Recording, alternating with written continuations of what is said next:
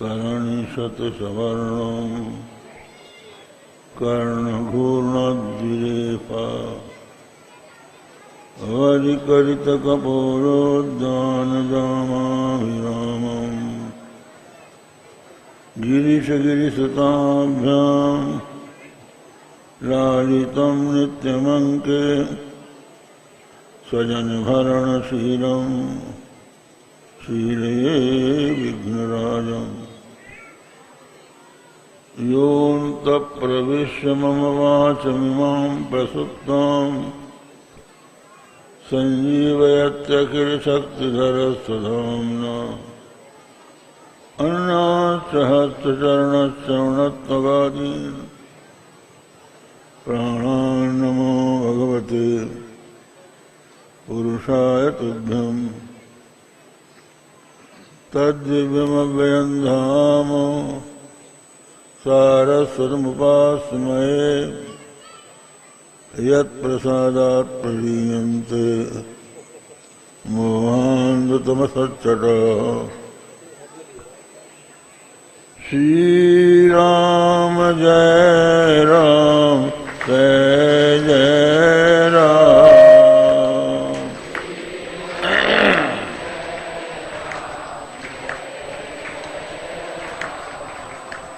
श्रीराम जय राम जय जय राम।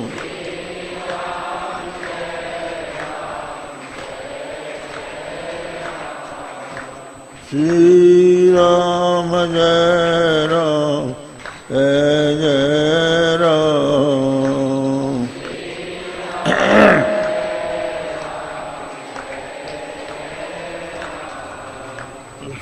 श्रीराम जय राम जय जय राम।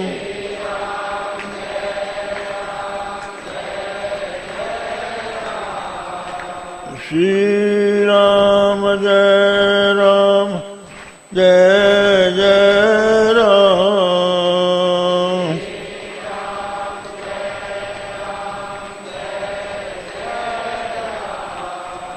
श्रीराम जय राम जय जय राम।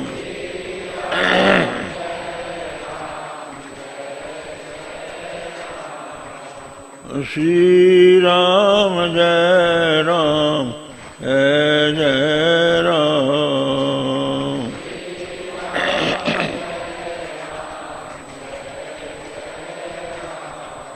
धर्म की अधर्म का प्राणियों में विश्व का गौमाता की गोहत्या हर हर महादेव।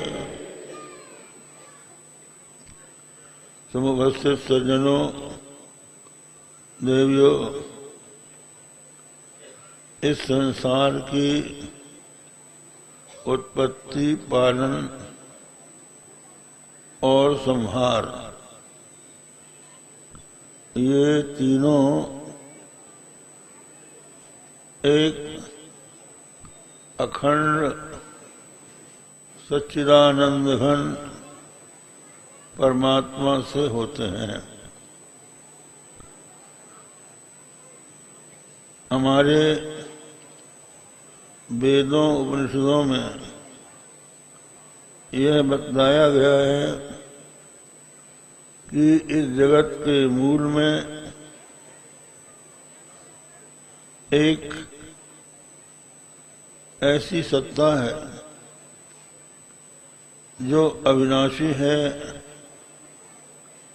आनंद स्वरूप है और उसमें सर्वज्ञता, सर्वशक्तिमत्ता, सर्वांतर्यामिता है। वो अपनी शक्ति से सारे संसार को उत्पन्न करता है, पालन करता है और फिर अपने में समेट लेता है। यहां तक बताया गया है कि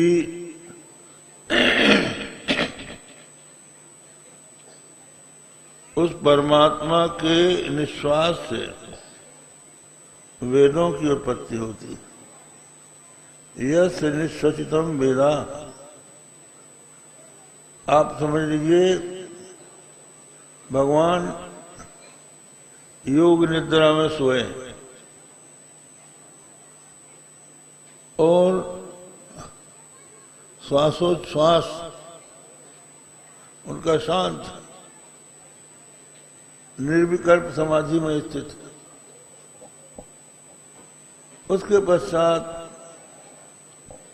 उनके द्वारा श्वास निकलती है, वो श्वास लेते हैं, तो उनके श्वास लेने से निश्वास से सांगोपांग वेदों का प्रादुर्भाव हो जाता है। यस्य निश्वसितम वेदा, चारों वेद, वेद के 6 अंग शिक्षा, कल्प, छंद, ज्योतिष और कल्पसूत्र, व्याकरण, ये 6 अंग सांगोपांग वेद भगवान के निश्वास से निकलते हैं। आपने मानस में सुना होगा कि भगवान श्री राम ने जब रामावतार धारण किया तो पढ़ने के लिए गुरु के घर गए, तो गोस्वामी तुलसीदास जी ने मन में ये सोचा कि लोग सोचेंगे कि राम पहले अज्ञानी थे,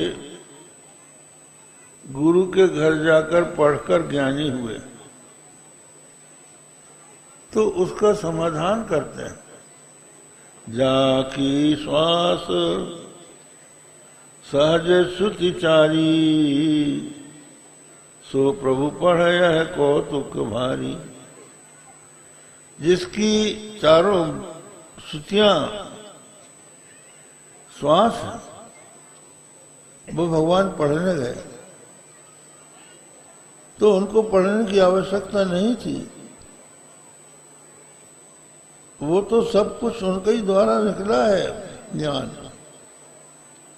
लेकिन लोक के संग्रह के लिए कि प्रत्येक मनुष्य को गुरु के द्वारा वेद ग्रहण करना चाहिए, गुरु के द्वारा ज्ञान ग्रहण करना चाहिए, इसके लिए उन्होंने आचरण करके दिखलाया कि हम भी जब मनुष्य रूप में आते हैं तो गुरु के घर जाते हैं। ये कौतुक भारी, ये भगवान का कौतुक था, खेल था। इसी प्रकार भगवान श्री कृष्ण सांदीपनि गुरु के यहाँ जाकर विद्या अध्ययन करते हैं और 40 दिन में ही समस्त सांग वेदों का अध्ययन करके लौट आते हैं। वो भी उनका एक खेल था, एक नाटक था। तो उन परमात्मा के कोई अज्ञान नहीं है, वो सर्वज्ञ हैं। उन्हीं से जो ज्ञान के निधान वेद हैं उनका प्राकट्य होता है। यस्य निश्वसितम वेदा, तो श्वास छोड़ के भगवान वेदों को प्रकट कर देते हैं, और श्वास में तो कोई श्रम भी नहीं होता, अपने आप निकलती है। बिना श्रम के वेद उनसे प्रादुर्भूत हो जाते हैं, और सोए सोए भगवान जब आंख खोल के देख देते हैं तो दीक्षित में तस् पंचभूतानी, पांचों महाभूत आकाश वायु अग्नि जल पृथ्वी ये सब उत्पन्न हो जाते हैं। देखकर जब भगवान मुस्कुराते हैं, स्मित में तस् चराचरम, ये पांचों भूत पंचीकृत होकर अनंत कोटि ब्रह्मांडों के रूप में प्रतिफलित हो जाते हैं, पुष्पित फलित हो जाते हैं भगवान के मुस्कुराहट से। अभी आप लोगों ने अखबारों में सुना होगा कि वैज्ञानिकों ने किसी तत्व की खोज की है जिसको गौण का नाम दिया है। वो पत्रकारों ने कहा कि ये जगत का मूल है, ब्रह्मांड की उत्पत्ति इसी से हुई है, ईश्वर की खोज हो गई, वैज्ञानिकों ने कर डाला। हमारे पास अनेकों स्थानों से टेलीफोन आए कि महाराज ये कौन सी खोज हुई है, आप बताइए, क्या ये सही ईश्वर की खोज हो गई? तो हमने सोचा पता तो लगाएं कौन सी खोज हुई है। तो जो वैज्ञानिक खोज कर रहे हैं उनमें से एक वैज्ञानिक अपने भारत की महिला है, झांसी की, उससे हमारी बात हुई। उसने कहा कि हमने एक ऐसा कण खोजा है जो कण जगत का मूल हो सकता है, ब्रह्मांड के निर्माण में काम आ सकता है, लेकिन वो कण आपस में कैसे मिले, उसमें भार आना चाहिए, वजन आना चाहिए। जब वजन आएगा तो एक दूसरे से मिलेंगे। तो हम वजन की खोज कर रहे हैं। तो हमने कहा कि ये वजन जो उसमें आया, हम लोग ये मानते हैं, हमारे यहाँ एक न्याय दर्शन है, उसमें ये बताया है कि परमाणुओं के मिलने से जगत की उत्पत्ति होती है। तो उन परमाणुओं को कौन मिलाता है? वो तो जड़ है। जड़ को मिलाने वाला चेतन होता है, वो ईश्वर है। ईश्वर के संकल्प से ये जड़ पदार्थ आपस में मिल जाते हैं, तो वो जगत का कारण होगा। ये उपादान कारण हो सकते हैं, निमित्त कारण ईश्वर है, वो नहीं हो सकते। और हम लोग तो ये मानते हैं कि इनके भी मूल में भगवान की एक शक्ति है, जिसको हम लोग जगदम्बा के रूप में जानते हैं। उसके द्वारा इस संसार को भगवान बनाते हैं। तो केवल मुस्कुराने मात्र से जगत उत्पन्न हो जाता है। स्मित में तस्य चराचरम, और इतने में ही भगवान सो जाते हैं। श्वास छोड़ी, आंख खोली और मुस्कुराए, और मुस्कुरा के सो गए। यह सच सुप्तिर महाप्रलय, उनके सोने मात्र से सारे संसार का प्रलय हो जाता है। तो वो जो परमात्मा है वो सच्चिदानंद स्वरूप है, सच चित आनंद। वो तीनों काल में एक सा रहता है, सत्य है, और वो चेतन है, दृश्य नहीं है। दृश्य होकर प्रत्येक वस्तु प्रत्यक्ष होती है, लेकिन वो परमात्मा बिना ही दृश्य हुए लोगों के लिए अपरोक्ष है। तो वो चैतन्य है, चेतन है, और परम प्रेमास्पद होने के कारण वही आनंद स्वरूप है, सचेत आनंद, वो परमात्मा है। उसी परमात्मा से ये संसार उत्पन्न होता है। वह परमात्मा सर्वशक्तिमान है, सर्वज्ञ है। तो उस सर्वज्ञ सर्वशक्तिमान परमात्मा के ही अधीन सारा संसार है। जीव उसी परमात्मा का अंश है। ममैवांशो जीवलोके जीवभूत सनातन, ये जो सनातन जीव है वो मेरा ही अंश है। मानस में भी आता है, ईश्वर अंश जीव अविनाशी, चेतन अमर सहज उसका राशि। ये जीव ईश्वर का अंश है। तो अंश में वही बात रहती है जो अंशी में रहती है। अंश और अंशी का कोई भेद नहीं है। अब आप कह सकते हैं जैसे अग्नि अंशी है, चिंगारी उसका अंश है। लेकिन ये जो भेद है अग्नि और चिंगारी का, ये कोयले को लेके है, अग्नि को लेके नहीं है। अग्नि तो एक ही है। छोटा कोयला हो तो चिंगारी, बड़ा कोयला हो गया तो अग्नि। लेकिन अग्नि वो है जो जलाती है, जो प्रकाश देती है। तो जीव भी वही है।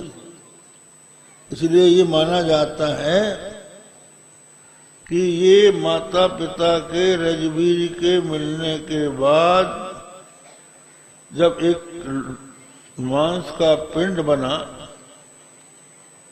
और उस पिंड का संबंध माता के हृदय से जुड़ गया, माता के हृदय का रक्त उस पिंड में जाने लगा, उससे वो धीरे धीरे बढ़ने लगा। बढ़ते बढ़ते जैसे कलम से अंकुर निकलते हैं, उसी तरह उस पिंड से हाथ निकले, पांव निकले, नाक बन गई, आंख बन गए, कान बन गए, सब अंग बन गए। अब इनके बन जाने के बाद इनमें देवता आके बैठ गए। आंख में सूर्य बैठ गए, कान में दिशाएं बैठ गई, त्वक में वायु बैठ गया, जिह्वा में जिह्वा में वरुण बैठ गए, नासिका में अश्विनी कुमार बैठ गए, हाथ में इंद्र बैठ गए, पैर में विष्णु बैठ गए, उपस्थ में प्रजापति बैठ गए, और नैऋत्य मृत्यु गुदा में आके बैठ गया, और वाणी में आके अग्नि बैठ गया। तो ये सब के सब इंद्रियों में आकर देवताओं ने डेरा जमा लिया। इसी को तुलसीदास जी ने कहा, इंद्रिय द्वार झरोखा नाना, जहां तहां बैठे सुर करी थाना।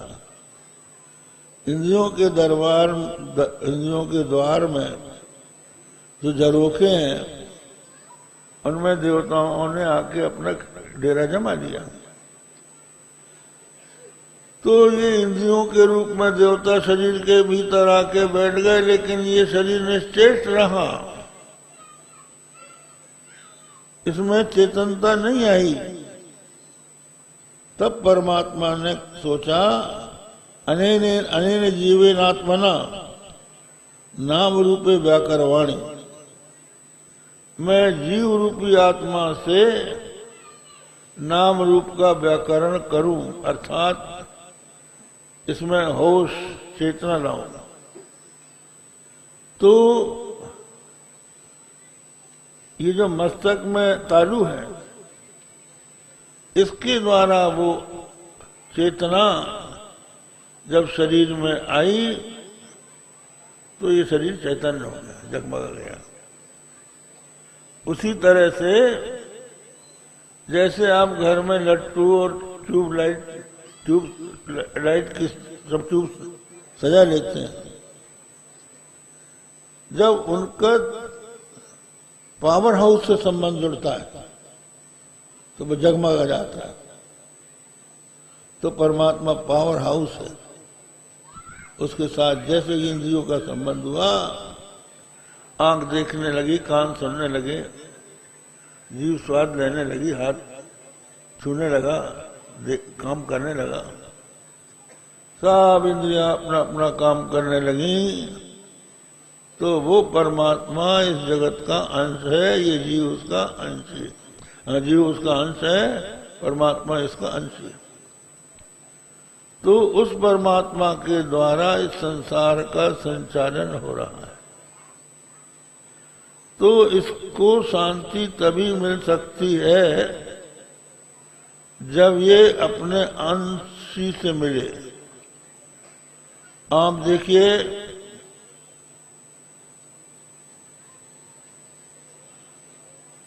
समुद्र से भाप निकली, उस भाप को हवा ने ढकेल के बादल बना दिया। बादल उसको ढकेलते ढकेलते हिमालय ले गए। हिमालय की ठंड पाकर वो बर्फ बन के गिर गया, बरस गया। बर्फ बन के वो हिमालय में पानी पड़ा रहा, और जैसे ही उसको गर्मी मिली तो जिस समुद्र से वो चला था भाप बनकर, उसी की ओर वो चलता है। अब उसके रास्ते में पहाड़ आ जाए, पत्थर आ जाए, कोई भी प्रतिबंध आ जाए, तोड़ता फोड़ता, तब तक वो चलता रहेगा जब तक समुद्र में जाकर नहीं मिल जाएगा। इसी प्रकार जीव तब तक सुख शांति प्राप्त नहीं कर सकता जब तक अपने अंशी ईश्वर से नहीं मिल सकता। अब उससे कैसे मिले? एक तो मार्ग है, उस परमात्मा को हम जान लें, बोध हो जाए तो ज्ञान के द्वारा मिल सकते हैं। और दूसरा हमने बताया था कि हमारे भीतर एक शक्ति है, एक वस्तु है जिसके द्वारा हम परमात्मा से मिल सकते हैं। एक बेटा था, वो तीर्थ यात्रा के लिए निकला। उसने अपनी माँ से कहा, मैया तीर्थ यात्रा के लिए जा रहा हूं, मेरे पास कुछ पैसे हैं। तो माँ ने कहा कि बेटा, अगर तेरे पैसे खर्च हो जाएं तो मैं तुझे एक अंगूठी देती हूं सोने की, इसको बेच के टिकट लेके घर आ जाना। तो उसने अंगूठी ले ली, अपने हाथ में डाल ली, और तीर्थों में यात्रा करता रहा। सब पैसे खर्च हो गए। गाड़ी में बैठे कैसे, टीटीआई कान पकड़ के उतारने लगा। तो उसने वो अंगूठी बेची और बेच के टिकट ली और बड़े आराम से अपने घर आ गया। ऐसे ही एक अंगूठी भगवान ने हम लोगों को दे रखी। वो अंगूठी कौन सी है? वो प्यार की अंगूठी। सब प्राणियों के भीतर प्यार है, वो प्यार अगर भगवान से लग जाए तो हम भगवान के पास पहुंच सकते हैं। लेकिन मुश्किल तो ये है कि हमारा प्यार बटा हुआ है, हम कुछ समस्याओं में उलझे हुए हैं, हम दुखों से परेशान हैं,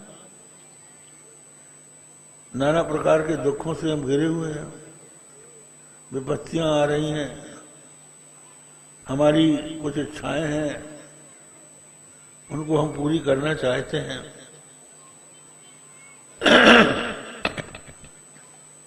और कुछ लोग चाहते हैं कि इस जगत के मूल में क्या है, इसको हम जाने, कैसे जाने। तर्क वितर्क से कोई जानना बड़ा कठिन है, क्योंकि तर्क से तत्व का निर्णय नहीं हो सकता। कठिनाई से आप किसी बात को सिद्ध भी कर दें तर्क के बल पर, तो अब आपसे बड़ा कोई तार्किक आ जाएगा, उसका खंडन कर देगा। तो हम तत्व तक कैसे पहुंचे? उसके लिए भी कोई हमें ऐसा माध्यम चाहिए जो निश्चित रूप से हमारी रक्षा कर सके, हमारी इच्छा पूरी कर सके। इसलिए भगवान ने हमको रास्ता बताया कि अगर तुम विपत्ति में पड़े हो तो मुझे पुकारो। यदि तुम्हारे मन में कोई इच्छा हो तो मुझसे मांगो, ज्ञान प्राप्त करना हो तो मेरा आश्रय लो, तुम मेरे भक्त बन जाओगे और मुझे प्राप्त कर लोगे। इसीलिए भगवान ने कहा, चतुर्विधा भजन्ते माम जना सुखदिजनो। हे अर्जुन, 4 प्रकार के सुखदिजन मेरा भजन करते हैं। वो 4 कौन है? आर्तो जिज्ञासुर अर्थार्थी, ज्ञानी च भरतर्षभ। आर्त जिज्ञासु अर्थार्थी ज्ञानी। आर्त माने जो विपत्ति से घिरा हुआ है, चारों तरफ से जिसके ऊपर विपत्ति के बादल मंडरा रहे हैं और जिसको कोई दूसरा सहारा नहीं मिल रहा है, वो भगवान का सहारा ले सकता है। तो ऐसा व्यक्ति आर्त भक्त कहलाता है। तो वो भक्त इसलिए हो सकता है कि उसने ये समझ लिया है कि मेरी विपत्ति को दूर करने की शक्ति किसी सांसारिक वस्तु में, सांसारिक व्यक्ति में नहीं है। ये किसी अघटन घटना पटी सी शक्ति वाले परमात्मा में ही हो सकती है।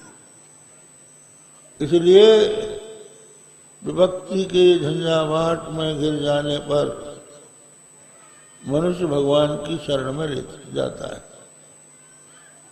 तो अभी आप सुन रहे थे द्रौपदी का दृष्टांत। एक दूसरा है, द्रौपदी साम्राज्ञी थी। इंद्रप्रस्थ का राज्य युधिष्ठिर को मिल चुका था और युधिष्ठिर ने राजसूय यज्ञ करके अपना साम्राज्य स्थापित कर दिया था। अपार संपत्ति उसके पास हो गई थी,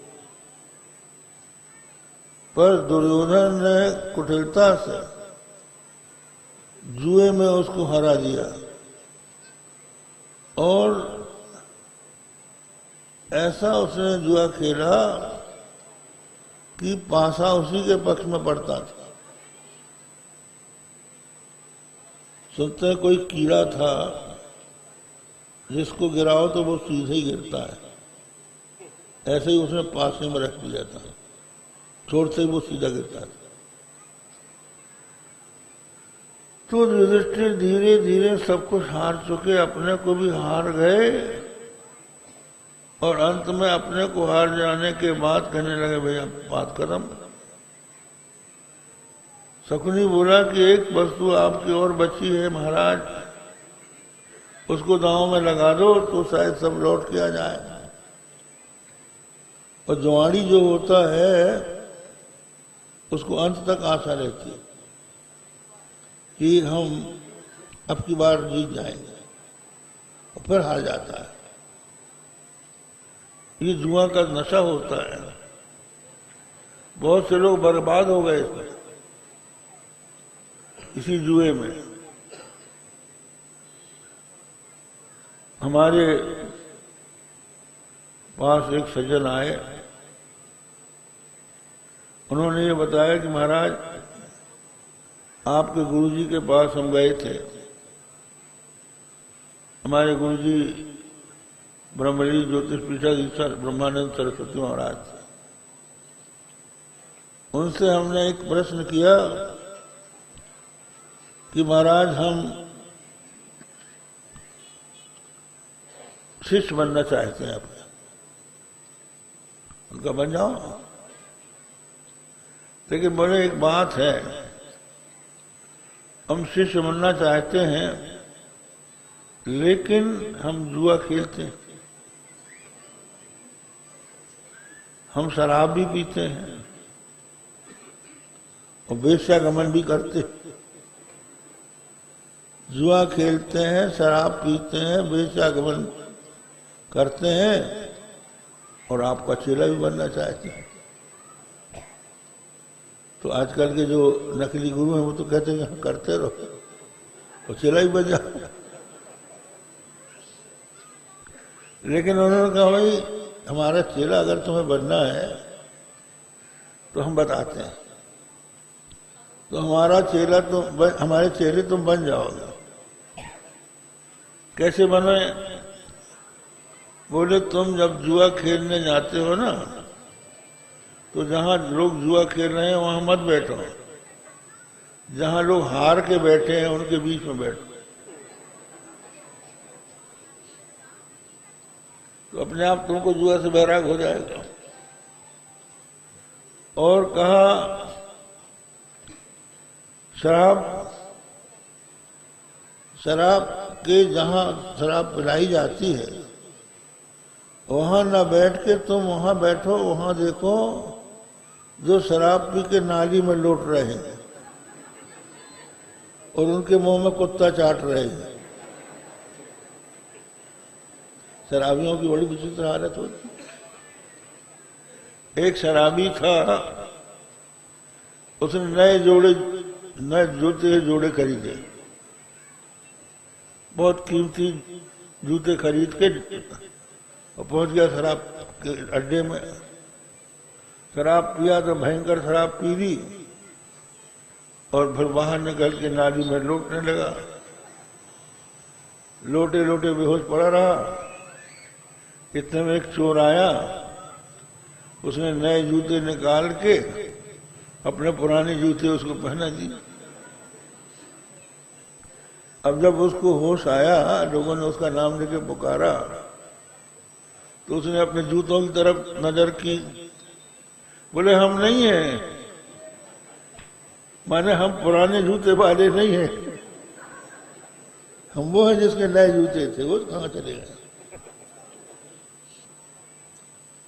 तो ये शराब पीने वालों की हालत हो जाती है।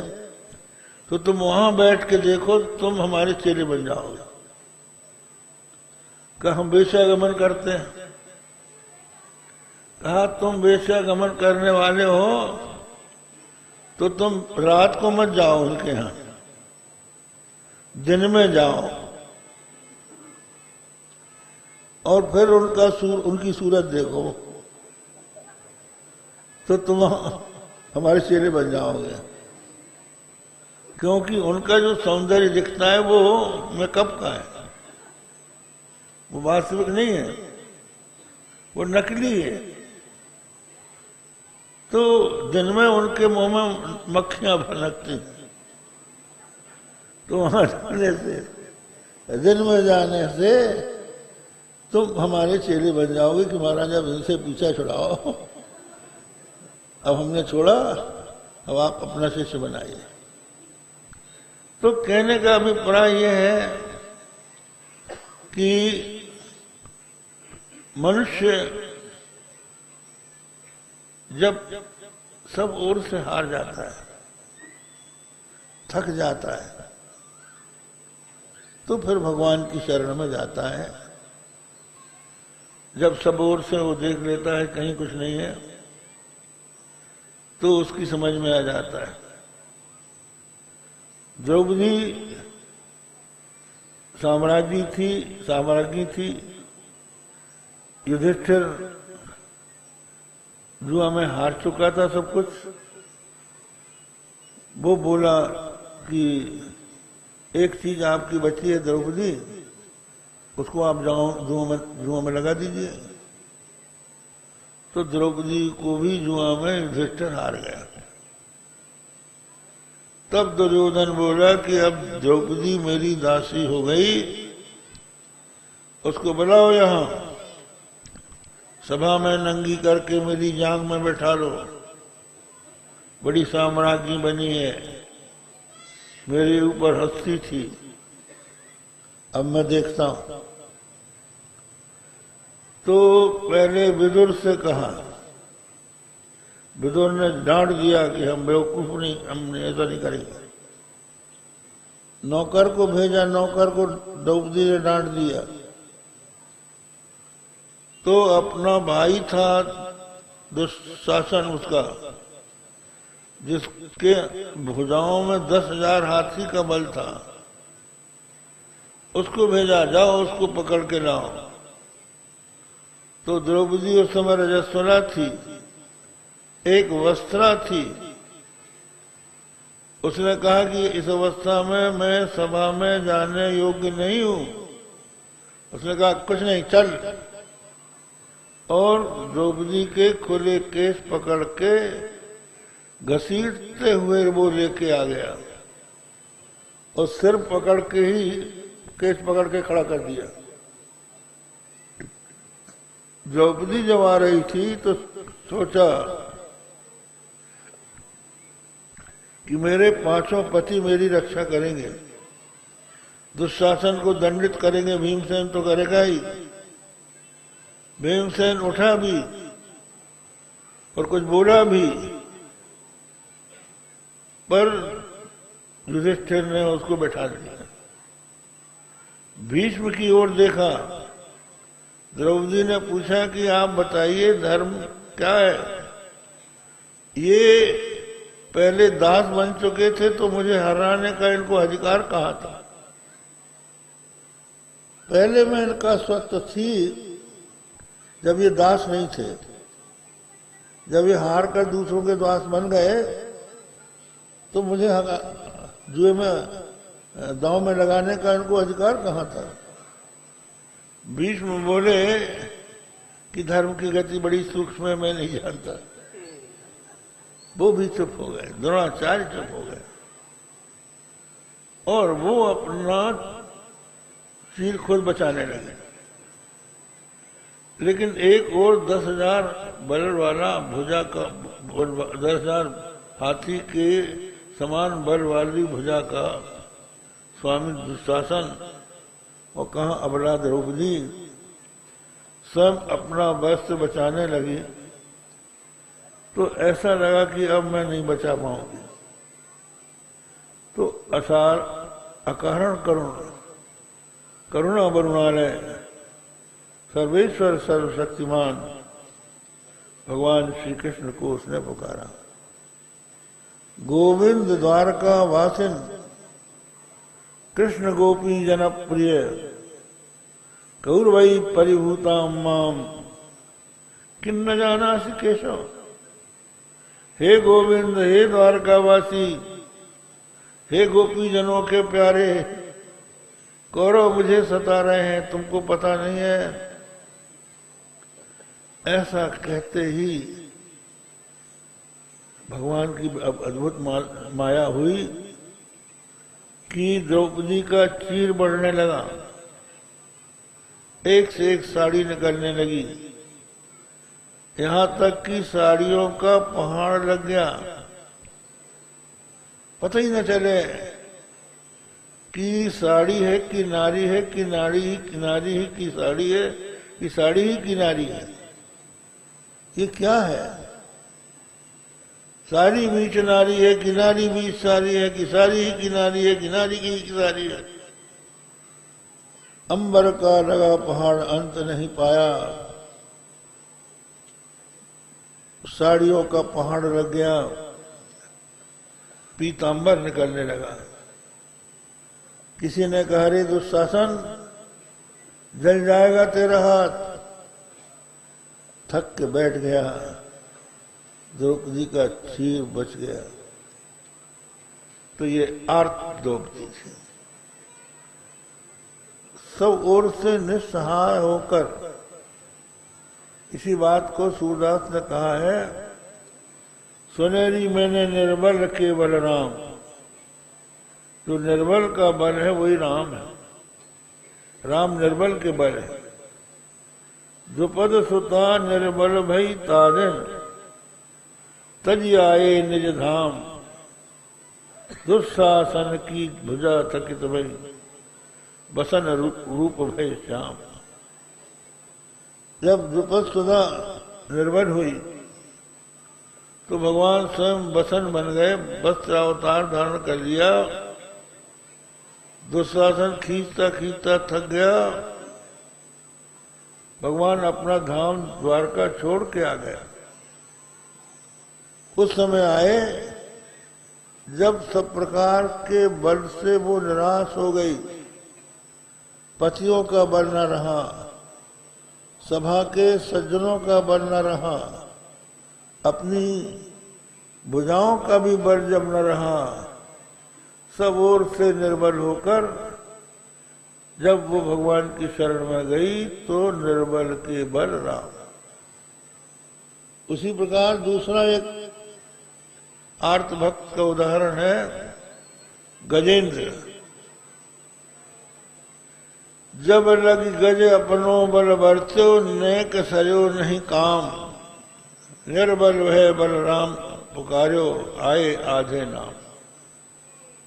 इसकी कथा है कि त्रिकूट पर्वत पर एक क्षीर समुद्र था, क्षीर सरोवर था। उस वन में एक हाथियों का झुंड रहता था। उस झुंड का नायक एक गजेंद्र था। अपने झुंड के सहित उस सरोवर में जल पीने के लिए वो गया और जल पान करके अपने छोटे छोटे बच्चों के मुंह में अपनी सूंड से पानी डालकर उनको पिलाने लगा। फिर अपनी सूंड से जल छिड़क कर हथनियों के साथ खेल करने लगा। उसको इस बात का ध्यान ही न रहा कि सरोवर में ग्राह भी रहता है, मगर भी रहता है। बस वो तो प्रमाद में मस्त था। उसी समय ग्राह ने आके उसका चरण पकड़ लिया। अब ग्राह ने उसको जब खींचा तो इसने कोशिश करके अपने आप को बाहर निकालना चाहा, पर उसने फिर खींच लिया।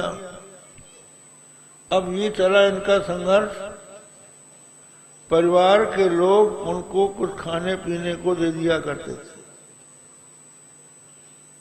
देते देते जब उन्होंने देखा कि अब ग्राह से ये छूट नहीं सकता तो वो चले गए।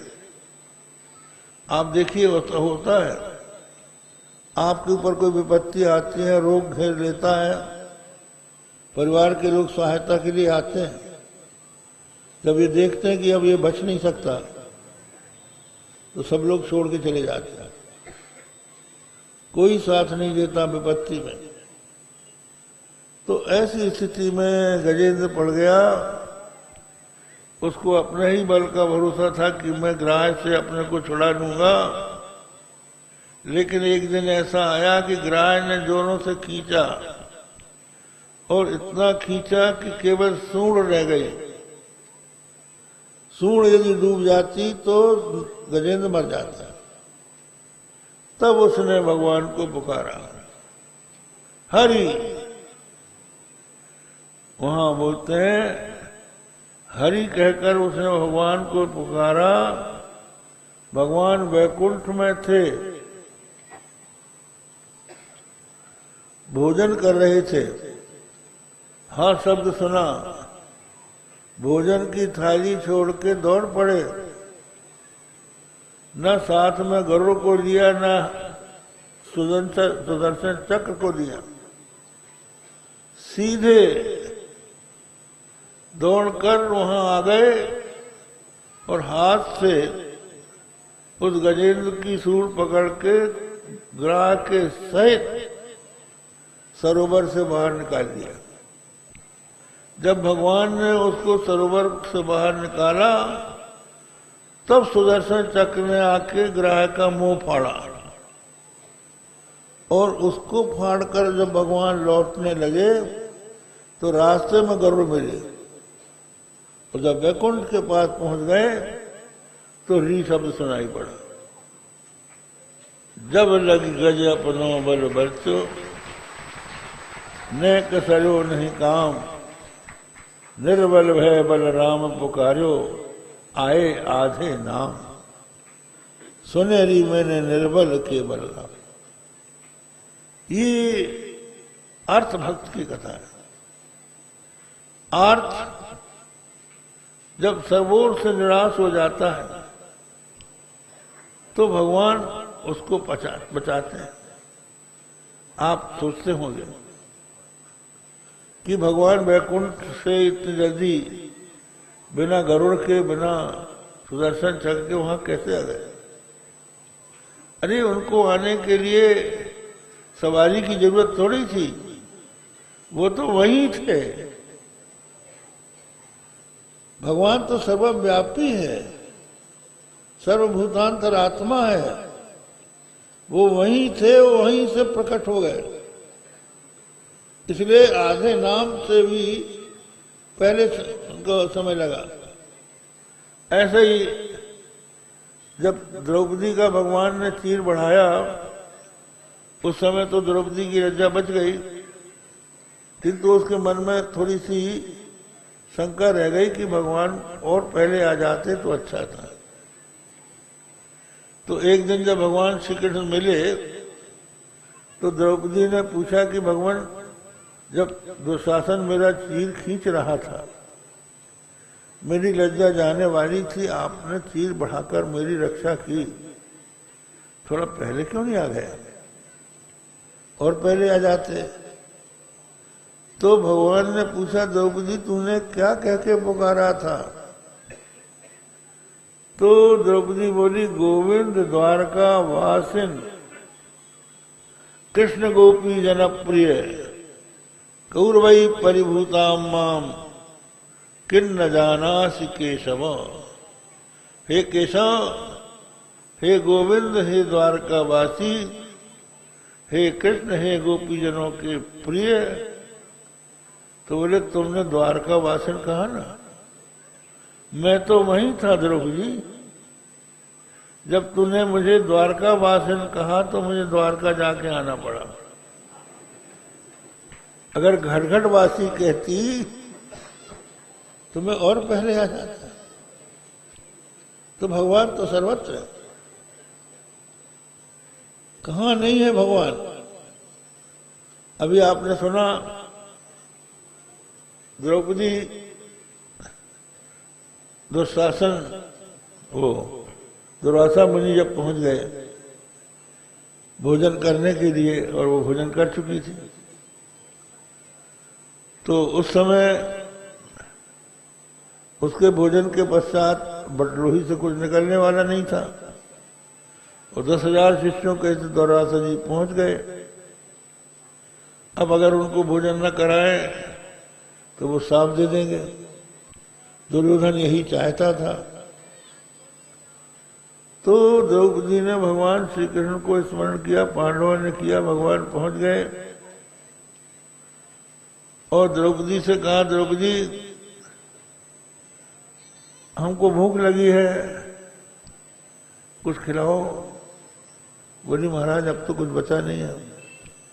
बोले बटलोही लाओ, हम कुछ देखते हैं। तो उस बटलोही में साग का पत्ता चिपका था। तो भगवान ने उसी को खा लिया, उसी साग के पत्ते। तुलसी दल मात्रे ने जरस चुलके न चा बिक्री नीते समात्मान भक्ति भ्यो भक्त अवस्थला। तुलसी दल मात्र से, जल के एक चुल्लू भर पानी से भगवान अपने आप तक को बेच लेते। तो भगवान ने साग खाके, तो साग खाके जब स्वयं तृप्त हो गए तो भगवान के ही अंश तो सब जीव है। जब भगवान जब तृप्त हो गए तो जीवों की तृप्ति में क्या देर लगती, सबके पेट फूल गए।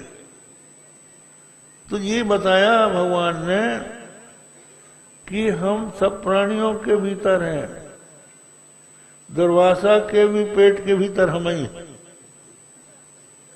हम अगर पेट भर गया तो सारी त्रिलोकी का पेट भर जाएगा। सबके अंतरात्मा भगवान है। तो ये सर्वव्यापकता भगवान की है।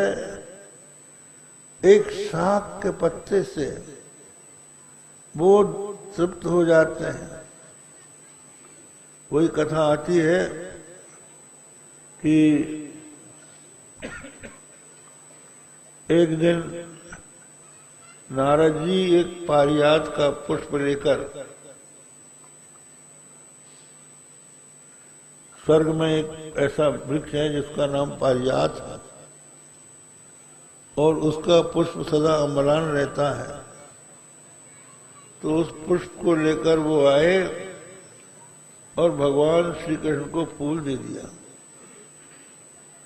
भगवान ने देखा बड़ा सुंदर पुष्प है, तो उस पुष्प में कभी कुमलाहट नहीं आती, उसकी सुगंध कभी नहीं जाती। तो उन्होंने रुक्मिणी जी को दे दिया। नारद जी ने अपनी आंखों से जब देखा कि वो फूल जो हमने भगवान श्री कृष्ण को दिया था, उन्होंने रुक्मिणी को प्रेम से दे दिया। तो ये चुगली लगाने में तेज तो सही, सत्यभामा के यहाँ पहुंच गए। सत्यभामा ने बड़ा स्वागत किया। नारद जी वहां बैठ गए। सत्यभामा, तुम तो कहती थी कि श्री कृष्ण सबसे अधिक प्यार हम ही से करते हैं। बोले हाँ महाराज, इसमें कोई संदेह नहीं, सर्वाधिक प्रेम उनका मुझसे ही है। बोले आज हमने देखा कि तुमसे उतना प्रेम नहीं है जितना रुक्मिणी से है। इसका क्या प्रमाण है? बोले हम एक पुष्प लाए थे पारिजात का, वो हमने भगवान श्री कृष्ण को दिया, उन्होंने तुमको न दे के रुक्मिणी को दे दिया। तो रुक्मिणी को क्रोध आ गया, गुस्सा आ गया है। हाँ, सत्यभामा को गुस्सा आ गया। अब जब भगवान सत्यभामा के महल में गए तो सत्यभामा ने मुंह फेर लिया। जिधर मुंह फेरा था उधर गए तो उधर से भी मुंह फेर लिया। भगवान सोचने लगे कि कुछ गड़बड़ है। पूछा कि सत्यभामा, नारद जी तो नहीं आए थे? बोले हाँ आए थे। क्या बात है, कुछ कहा था? कहा कहा था और सच कहा था। आप झूठी बात करते हैं, प्रेम हमारा बताते हैं और असली प्रेम आपका रुक्मिणी से। बोले क्या प्रमाण? बोले जो फूल वो लाए थे वो आपने रुक्मिणी को दिया, उससे अगर प्रेम ना होता तो उसी को दिया, हमको क्यों नहीं दिया? तो भगवान ने कहा ठीक है, हम उसके यहाँ तो हमने फूल लाके दिया उसको, तुम्हारे यहाँ वो वृक्ष ही लाके दे देते हैं। तो गरुड़ में बैठ के भगवान सत्यभामा को लेके गए, भौमासुर को मारा। भौमासुर के यहाँ जो आदित्य के कुंडल थे और इंद्र का छत्र था, जो उसने युद्ध से जीत लिया था, उसको लौटाया और पारिजात वृक्ष को उखाड़ के सत्यभामा के आंगन में लगा दिया। अब जब लग गया तो नारद जी आए। सत्यभामा ने कहा, महाराज देखा, रुक्मिणी को तो फूल दिया था, मेरे आंगन में तो पेड़ लगा दिया। बोले हाँ, तुम भाग्यवाली हो। अब क्या चाहती हूँ? बोले अब मैं ये चाहती हूँ कि अगले जन्म में भी यही मेरे पति बने। बोले देखो, अगर कोई वस्तु आप चाहती हो तो वो भगवान को अर्पित कर दिया जाए तो वो मिल जाती है।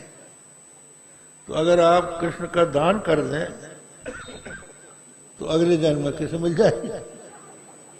तो हमारा जी अच्छी बात है, ले लो दान। तो हाथ में कुछ अक्षत सत्यभामा को देकर नारद जी ने संकल्प पढ़ा और श्री कृष्ण का दान करा के अपने हाथ में ले लिया। अब लेने के बाद नारद जी बोले कि हम कृष्ण को लेके जाते हैं। बोले महाराज निष्क्रिय द्रव्य ले लो। जैसे कोई गौदान का संकल्प करे और अगर उसको गौ नहीं देना है तो उसके बदले का रुपया दे दे। तो आप कृष्ण के बदले जो भी आप चाहो हम दे देते हैं, वो ले जाओ, कृष्ण को छोड़ जाओ। बोले ठीक है, इनके बराबरी कोई चीज उठ दो। तो वो अपने खजाने से आभूषण, रत्न, सोना ये सब निकाल कर ले आई। तराजू में एक तरफ कृष्ण को बैठाला, दूसरी तरफ बड़े वस्त्र, आभूषण, सोना, चांदी, रत्न सब रखा। तिल भर भी नहीं उठे भगवान।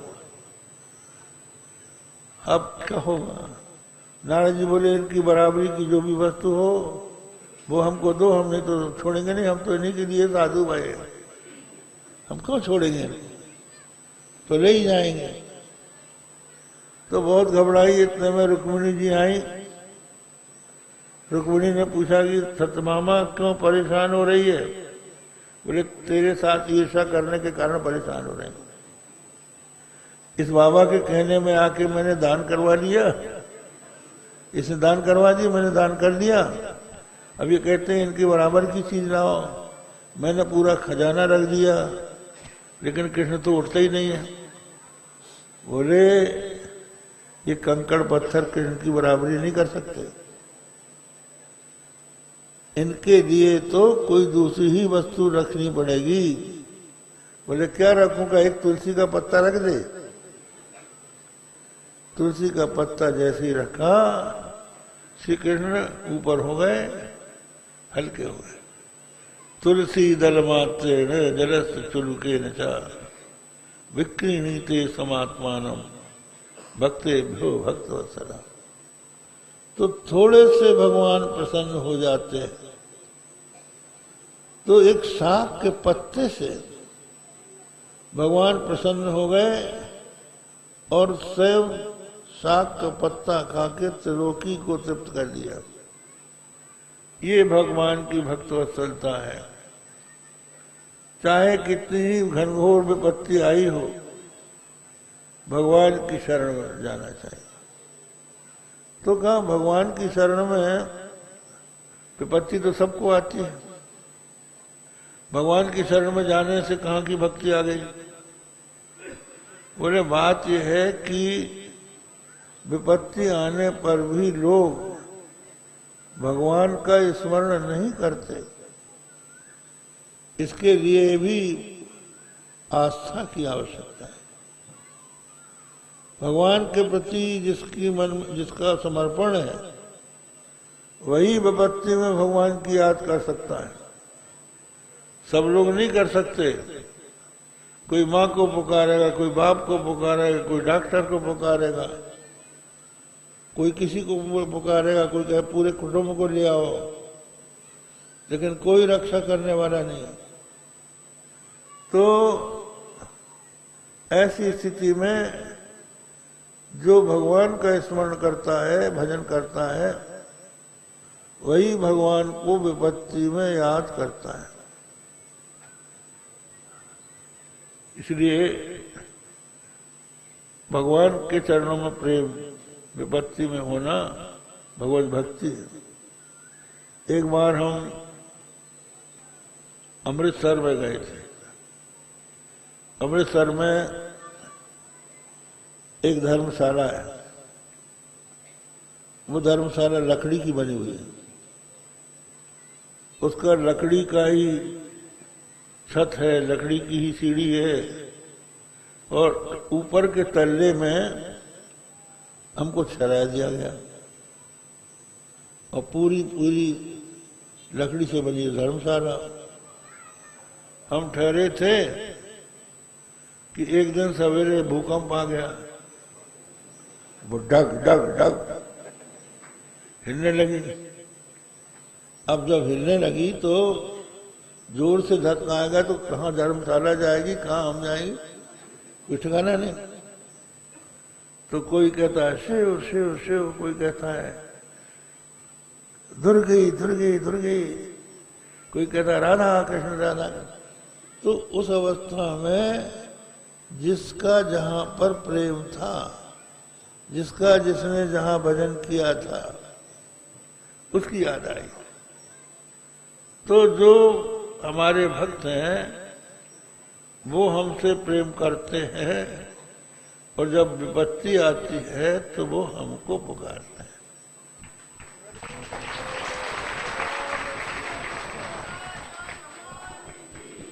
मान लीजिए आप जंगल में गए हों और वहां शेर सामने आ जाए। अब वो शेर सामने आ गया, तुम खड़े हो, बोलो किसको पुकारोगे? वहां डॉक्टर जाएगा कि प्रधानमंत्री जाएंगे कि राष्ट्रपति जाएंगे? कौन तुम्हारी रक्षा करेगा? उस समय रक्षा करने वाला अगर कोई है तो वो भगवान है। भगवान बचाएंगे। ऐसी अवस्था में जो व्यक्ति हमेशा भगवान से प्रेम करता है वही भगवान को पुकारता है। इसलिए ये माना जाता है कि चतुर्विधा भजन्ते माम जना सुकृतिनोर्जुन। एकमात्र आर्त होकर ही कोई भगवान का भक्त नहीं बन जाता। भगवान के प्रति आस्था हो, उन पर विश्वास हो, उन पर श्रद्धा हो और उनके चरणों में प्रेम हो, तो वो उनको विपत्ति में पुकारेगा। इसी प्रकार अर्थार्थी, आपकी कोई मनोकामना है, उसको आप पूरी करना चाहते हैं, तो भगवान से आप प्रार्थना तब कर सकते हैं जब भगवान के साथ आपका संबंध हो। यदि कोई संबंध नहीं है तो क्या जरूरत है? अब किसी स्त्री को यदि अच्छी साड़ी पहननी है जो पड़ोसिन को देख के आई है, या कोई आभूषण चाहिए, तो किसको पुकारेगी? चाहे जिससे कहेगी कि हमको दे दो। जो उसका पति होगा उससे मांगे। तो मांग पूरी करने से पति बनेगा कि पति पहले बन जाएगा तब मांग करेगी? पहले पति बन जाएगा। इसलिए पहले भगवान के चरणों में प्रेम हो तो आप आर्तत्राण भगवान की आरती में स्मरण करके आरती से मुक्त होंगे। और इसी तरह भगवान के चरणों में प्रेम हो तो वो आपकी मनोकामना पूरी करेगी। इसलिए बताया गया कि राम भगत जग चारि प्रकारा, सुकृति चारि अनग उदारा। चारों सुकृति है और अनग उदारा। और सबसे बाद में उन्होंने बड़ी बात कह दी, चहु चतुर कह नाम प्यारा। चारों जो चतुर हैं उनको नाम से प्यार होता है।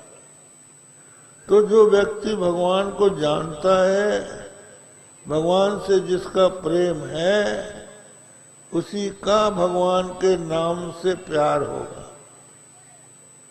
तो भगवान के भक्त को भगवान के चरणों में प्रेम के कारण जब भी कोई संकट आता है तो वो भगवान को पुकारता है। मनोकामना जब मन में होती है तो वो भगवान के सामने हाथ पसारता है। क्यों किसी के सामने हाथ पसारे? वही हम लोग बताया करते हैं कि अकबर बादशाह एक बार शिकार खेलने गया, तो शिकार खेलते खेलते अपनी सेना से बिछुड़ गया, दूर चला गया। अब उसको जोरों की प्यास लगी और भूख लगी। वो व्याकुल होकर एक किसान के खेत में गया। किसान से कहा, भाई कुछ खिलाओ पिलाओ। तो उसने गन्ने का रस उसको पिलाया। उससे उसके जी में जी आया, बहुत प्रसन्न हुआ। बोले, भाई आज से तुम हमारे दोस्त हो गए। हमारा नाम अकबर है, हम दिल्ली रहते हैं, जब कभी दिल्ली आओ तो हमसे मिलना। तो उसने कहा ठीक है, याद कर लिया। वो किसी रिश्तेदारी में दिल्ली गया, उसको याद आ गया कि अकबर नाम का कोई व्यक्ति दिल्ली में रहता है, उससे भी मिलते चले। तो उन्होंने कहा, भाई अकबर कहाँ है, अकबर कहाँ? तो पता लग गया ये तो बादशाह है। वहां पहुंचा, अकबर पहचान गया और बहुत स्वागत करके उसने अपने महल में ही उसको ठहरा दिया। अकबर रोज नमाज पढ़ता था, हाथ आगे करके माथा झुकाता था। तो किसान ने पूछा, वो हिंदू था, उसने पूछा कि बादशाह तुम ये क्या करते हो? बोले, हम खुदा की इबादत करते हैं। हाथ क्यों फैलाते हो? कहा, ये सब उसी का दिया हुआ है, उसी से हम मांगते हैं। बोले ठीक। अब वो जाने लगा तो बादशाह ने कहा, भाई अब क्या जा रहे हो, कुछ हमसे मांग लो, जागीर मांग लो, धन मांग लो, दौलत मांग लो। वो बोला, जिससे तू मांगता है हम उसी से मांग लेंगे।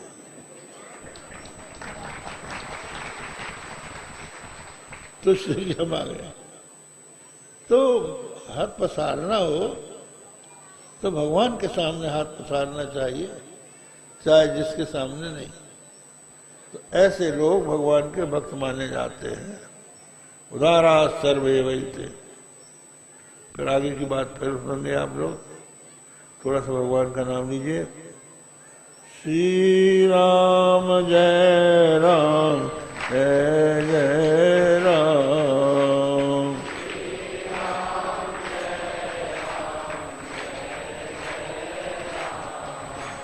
श्री राम जय राम जय जय राम।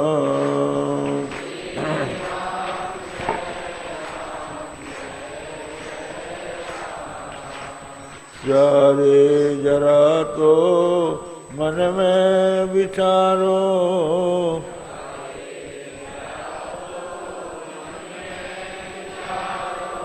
क्या साथ लाए अरुरे चलोगे।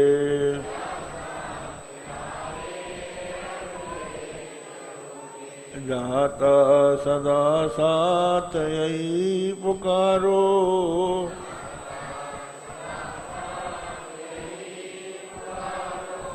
गोविंद दामो धर्माधवेति।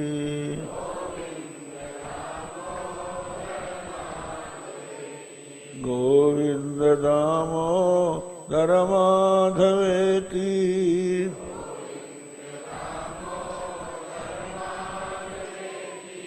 हे कृष्ण हे यादव हे सखेति।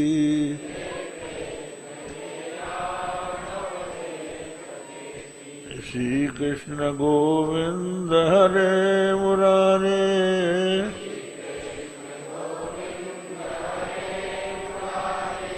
हे नाथ नारायण वासुदेव।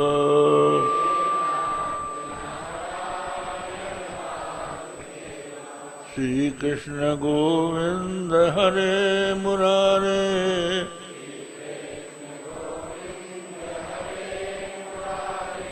हे नाथ नारायण वासुदेव।